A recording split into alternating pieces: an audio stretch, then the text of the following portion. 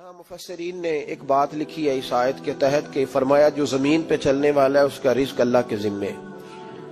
فرماتے ہیں کہ یہ اللہ نے ہماری عقل کے مطابق ہم سے بات کی ہے، ورنہ آسمانوں میں جتنی مخلوق ہے رزق اس کا بھی اللہ کے ذمے ہی ہے۔ یہاں جو فی الارض کے لفظ ہے زمین پہ، وہ ہمیں سمجھانے کے لیے کہ تم نے تو صرف یہ دنیا دیکھی ہے نا، تو جس کو تم نے دیکھا ہے وہ سب کھاتے اللہ کا دیا ہوا ہی ہے۔ تو جو ہم نے دیکھا تھا رب کریم نے اس کے مطابق ہمیں سمجھا دیا۔ فرمایا کچھ تو تم نے دیکھے نہیں، چلو ان کی تم سے بات نہیں کرتے، پر جو تم نے دیکھے ہیں ان سب کا رزق کس کے ذمے ہے؟ اللہ کے۔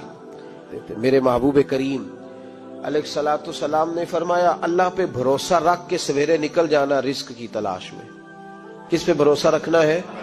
نکلنا تمہارے ذمے ہے، یہ نہ کہنا کہ گھر بیٹھوں گا تو یہیں آئے گا، نکلنا تمہاری ذمہ داری ہے، جتنی ذمہ داری ہے وہ پوری کرنا۔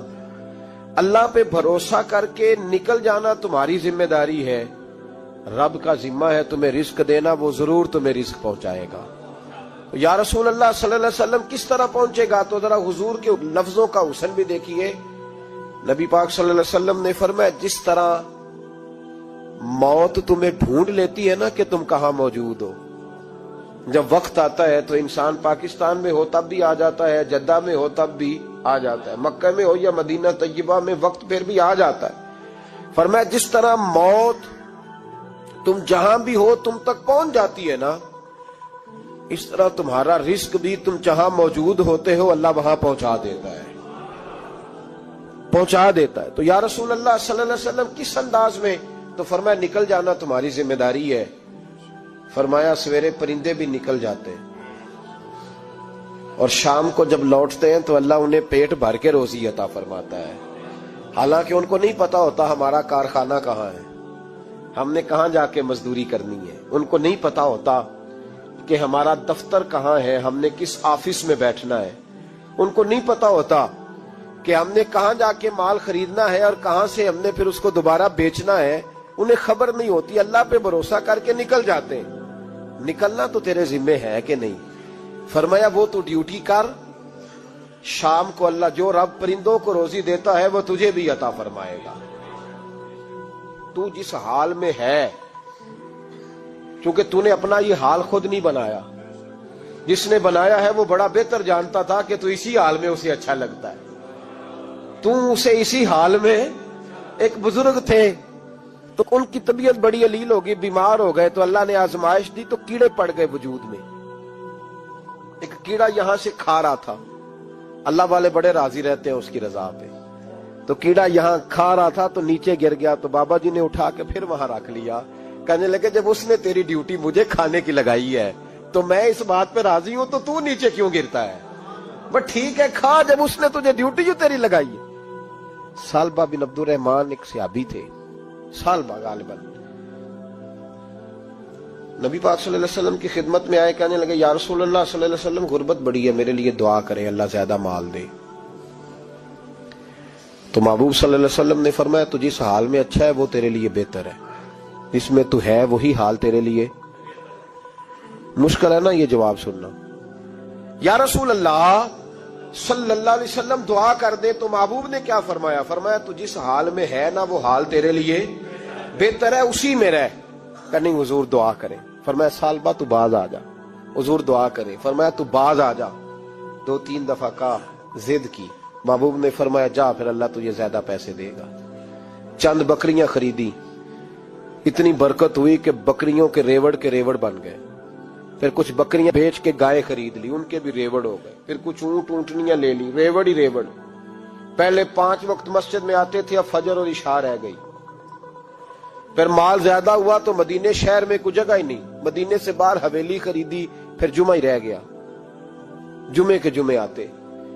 زکوٰۃ کا حکم آیا، میرے نبی کریم علیہ السلام نے حضرت ابو ہریرہ کو بھیجا، فرمایا جا اسے کہہ تیری زکوٰۃ بنتی ہے 2.5%۔ تو سالبہ کے پاس حضور نے پیغام بھیجا، پہلے تو کہا تیرے لیے بہتر نہیں مال، جب اصرار کیا تو بڑی برکت ہو گئی، بڑا آیا تو فرمایا زکوٰۃ دے، 2.5% زکوٰۃ ہے۔ جب سوچا کہ 5 اونٹوں پہ ایک بکری جائے گی اور بڑا سارا مجھے دینا پڑے گا، اب جب غور کیا تو یہ تو نہ کہا کہ میں نہیں دیتا، حضرت ابو ہریرہ سے کہنے لگے نبی کریم علیہ السلام کی خدمت میں عرض کرنا کہ میں خود آؤں گا۔ حضرت ابو ہریرہ نے آ کے عرض کی یا رسول اللہ صلی اللہ تعالی علیہ وسلم، حضور وہ کہتے تھے میں خود آؤں گا۔ تو کہتے ہیں محبوب نے ٹھنڈی سانس لی، فرمایا اسے کہا تھا کہ تیرے لیے مال بہتر نہیں، اب ہلاک ہو گیا، ہائے افسوس ہلاک ہو گیا۔ ان کو بھی تھوڑی دیر کے بعد احساس ہوا کہ یہ میں نے کیا کیا، نبی پاک کو ہی کہہ دیا نہیں ہے، حضور کو کہہ دیا بعد میں آؤں گا۔ اب دوڑے آئے، عرض کی حضور میں سارا کچھ لے کے آیا ہوں، قبول کر لیں۔ محبوب نے فرمایا گویا بلال حبشی کی خشک کھجور بھی قبول ہے، اور صہیب رومی ایک اٹی بان کی لائے تو وہ بھی قبول ہے، اور عمار بن یاسر اور مصعب بن عمیر اگر 2 دینار دے جائیں اور کوئی پرانا جوڑا کسی سپاہی کے لیے چھوڑ جائے تو وہ بھی قبول ہے، لیکن تو اپنا لاکھوں لے کے چلا جا، تیرا کوئی نہیں قبول، معاف کر دیں۔ فرمایا جا معاف کیا، پر پیسے لے کے نہ آنا۔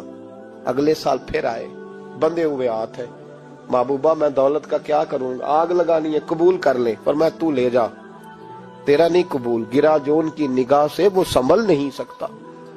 حضور نے وصال ظاہری کیا تو جناب صدیق اکبر کے پاس آئے، لاکھوں کا مال، ابو بکر قبول کر لو۔ تو جناب صدیق اکبر کہنے لگے اس کا کر لوں جس کا نبی نے نہیں کیا، چل جا، کوئی نہیں چاہیے۔ حضرت عمر کے زمانے میں قحط پڑ گیا، بارشیں نہیں ہوتی، غلہ نہیں ملتا، حالات خراب ہیں، مالی طور پہ بحران آ گیا، غربتیں، مجبوریاں، تکلیفیں، آ کے روئے، عمر میرا قبول کر لو، مجھے معافی تو مل گئی تھی نا۔ فرمایا معافی اپنی جگہ پہ، پر جس کا مصطفیٰ نے قبول نہیں کیا۔ بہت سارے لوگوں کو پتہ ہی نہیں کہ ان کا قبول ہی نہیں ہوا، اور وہ الجھے ہوئے، انہیں خبر ہی نہیں کہ اصل بات کیا ہے۔ فرمایا جس کا مصطفیٰ کریم نے قبول نہیں کیا، اب ہیرے اور جواہرات بھی لے کے آئے تو بھوکے مریں گے، پر اس کا قبول، اس بات پہ راضی رہو، اس حال میں اللہ نے رکھا ہوا ہے، اس حال میں راضی رہو۔ یہ جو مصیبت ہے نا دیکھنی کہ وہ بھی میرے پاس، تمہیں کیا پتا، کبھی پوچھ تو صحیح اس سے وہ کس مصیبت کا شکار ہے، جو مالی طور پہ بڑا امیر ہے، تو اس کی طرف دیکھ کے اپنا دل برا کرتا ہے۔ بس جس حال میں رب نے رکھا ہے اس حال میں رہ۔ حضرت عثمان غنی کے زمانے میں تو وہ وصال کر گئے، لیکن بھائی تو جس حال میں تیرا رب تجھے رکھتا ہے اس حال میں رہ، تیری مالی پریشانیاں ختم ہو جائیں گی۔ امام شافعی فرماتے ہیں جن گھروں میں لوگ فجر کی نماز کے وقت سوئے ہوتے ہیں ان گھروں میں رزق نہیں آتا۔ آپ فرماتے ہیں فجر کا وقت اللہ کے دینے کا وقت ہے، اس وقت اللہ بانٹتا ہے۔ حضور صلی اللہ علیہ وسلم کا فرمان ہے نا حدیث میں کہ تہجد کے وقت اللہ پہلے آسمان پہ نزول جلال فرماتا ہے جو اس کی شان کے لائق ہے تہجد کے وقت، اور وہ کہتا ہے مانگو میں تمہیں عطا کروں گا۔ لینے کی باری آئے تو بندہ سمیٹ سماٹ کے اندر گھس جائے۔ ہمارے ہاں یہ ہوتا ہے کہ عشاء کے بعد بچے بیٹھتے ہیں موبائل لے کے، تہجد کا وقت آتا ہے تو ان کی آنکھیں بند ہونی شروع ہوتی ہیں، تو لینے کے وقت تو سویا تھا، تیرا مسئلہ کیسے حل ہوگا؟ بھائی جب کوئی آدمی خیرات بانٹ رہا ہو تو جو پیالہ پیچھے کر لے اسے ملے گا؟ کہتے اس وقت آنا جب میں بانٹ رہا تھا، اب تو کدھر آ گیا ہے؟ مثال دے رہا ہوں۔ تو فجر کا وقت مانگنے کا ہے، تو ساری رات تو گزر گئی گیمیں کھیلتے، ٹی وی دیکھتے، اور جو لینے کا وقت تھا تو سو گیا، تو کیسے آئے گا تیرے پاس؟ تو اٹھے سویرے، بندوں سے مانگ کے دیکھ لیا، بڑی عزتیں خراب ہوئی، فجر کا وقت اٹھ کے جھولی پھیلائے۔ میرے رسول پاک علیہ السلام فرماتے ہیں، رب فرماتے ہیں جب بندے میرے آگے جھولی پھیلاتے ہیں مجھے شرم آتی ہے، کیسے خالی واپس کر دوں؟ تو اس کے سامنے جھولی پھیلائیں سویرے اٹھ کے، رزق میں برکت ہوگی۔ اور پھر ایک اور بات، 5ویں بات، رزق میں تنگی اس وقت ہوتی ہے جب ہم مال غلط جگہ پہ خرچ کرتے ہیں۔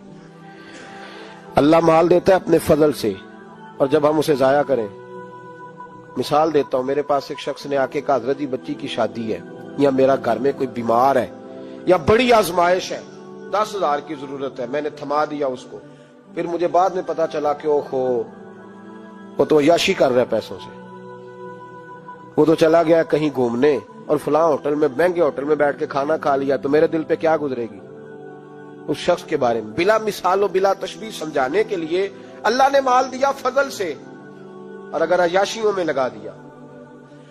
صوفیاء فرماتے ہیں کہ اگر ایک دھیلا تو حرام جگہ پہ خرچ کرے نا، ایک دھیلا، تو تو 1,00,000 دینار کی برکت تیرے گھر سے اٹھ جاتی ہے، ایک دھیلا حرام جگہ پہ۔ قرآن مجید کی آیت پڑھتا ہوں، رب فرماتا ہے وَمَنْ أَعْرَضَ عَنْ ذِكْرِي فَإِنَّ لَهُ مَعِيشَةً ضَنْكًا، بڑی سخت آیت ہے۔ وَمَنْ أَعْرَضَ عَنْ ذِكْرِي، فرمایا جب تم میرے تذکرے سے، میرے ذکر سے منہ پھیر لیتا ہے، فَإِنَّ لَهُ مَعِيشَةً ضَنْكًا، تو میں تیری معیشت کو، تیرے رزق کو تنگ کر دیتا ہوں، کہ تیری زندگانی تنگ ہوتی، اور جس کی زندگی اللہ تنگ کرے اس کی کوئی کھول سکتا ہے؟ کہتے ہیں بڑی جگہوں پہ گیا ہوں، بڑی پھوکے مروائی، بڑے دم کرائے، حالات صحیح نہیں ہوتے، تو مسجد آ کے توبہ کر۔ وہ کہہ رہا فَإِنَّ لَهُ مَعِيشَةً ضَنْكًا، اعلان ہے قرآن پاک کا کہ جب تو میرے ذکر سے منہ پھیرے گا، روٹی میری کھائے اور پیسے لے کے عیاشی کرے، مسجد آئی نہ۔ حکم تو یہ ہے کہ جتنی جتنی نعمت بڑھتی جائے سجدے بڑھنے چاہیے، لیکن ہم لوگ سجدے کم کرتے جاتے ہیں، فرض نماز بھی نہیں پڑھتے، پھر رزق تنگ ہوتا ہے، پھر اللہ کے عدل کا نظام چلتا ہے، پھر خرابی ہوتی۔ اس لیے یاد رکھیں قرآن مجید نے حکم دے دیا کہ اگر چاہتے ہو کہ رزق میں برکت ہو تو پھر رزق دینے والے کے آگے جھک جاؤ، پھر رزق دینے والے کے آگے جھکو۔ تو مالی پریشانی کا بہت بڑا سبب یہ ہے کہ ہم مسجد کی طرف نہیں آتے، دین کی طرف نہیں آتے، پیسہ ناجائز جگہ پہ خرچ